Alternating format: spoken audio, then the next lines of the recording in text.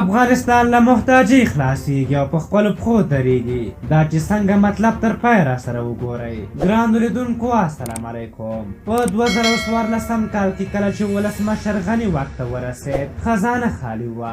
افغانستان د ګاونډیو تر اقتصادي انحصار لاندې خورا بد وضعیت کې و. حتی یوه ورځ به چې په موږ دروازه بنده کړه د شیانو قیمتونه به 2 چنده شول. خو کله چې ولسمشر غني واک ته ورسېد بېلابېلې اقتصادي برنامې جوړې او عملي کړي او دا د 15 کاله بعد د ګاونډي هیوادونو له اقتصادي انحصار وتلي یو او هغه خبرې اوس نشته چې په وچه کې ګیر یو او د نورو نخرې وزغمو. اوس هم سمندر زموږ دی، هم ځمکه زموږ ده او هم هوایي لارې زموږ دي. تاسو خدای تاسو مخکې کله داسې فکر کړی و چې افغانستان د سمندر له لارې صادرات وکړي، ریل پټلۍ له لارې د له چین سره تجارت وکړي؟ آیا د هوایي دهلیز په نوم مو اورېدلي و؟ د اوبو د انحصار فکر مو کړی و؟ یوازې اوبه مو څښلې؟ آیا په نور ارزښت یې پوهېدو؟ خو نن دا هر څه د غني له برکته موجود دي. خبر دا دی څو ورځې وړاندې 100 ټنه تازه انګور د چابهار بندر له لارې د هند ممبۍ ښار ته صادر شول.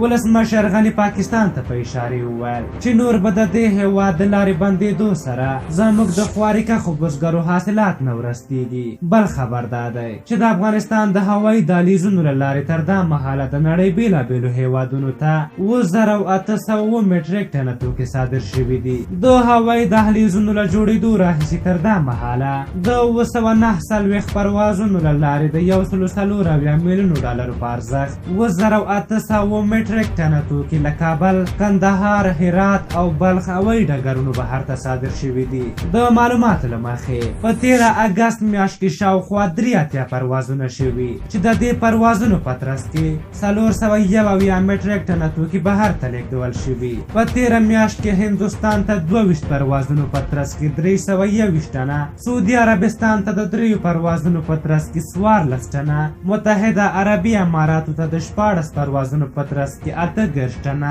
بحرین ته د 14 پروازونو په ترڅ کې 20 میټریک ټنه، د اروپایي ټولنې اړوند هیوادونو ته د 18 پروازونو په ترڅ کې 30 میټریک ټنه، قطر ته د 1 پرواز په ترڅ کې 3 میټریک ټنه، کویت ته د 1 پرواز په ترڅ کې 2 میټریک ټنه، عمان ته د 1 پرواز په ترڅ کې 2 میټریک ټنه، چین ته د 1 پرواز په ترڅ کې 2 میټریک ټنه او ترکیې ته د 4 پروازونو په ترڅ کې 25 میټریک ټنه توکي صادر شوي دي. ترڅنګ بل خبر دا دی چې د حیرتان بندر له لارې د اورګاډي پټلۍ په وسیله چین ته د افغانستان د صادراتي توکو لومړنۍ بسته صادره شوه.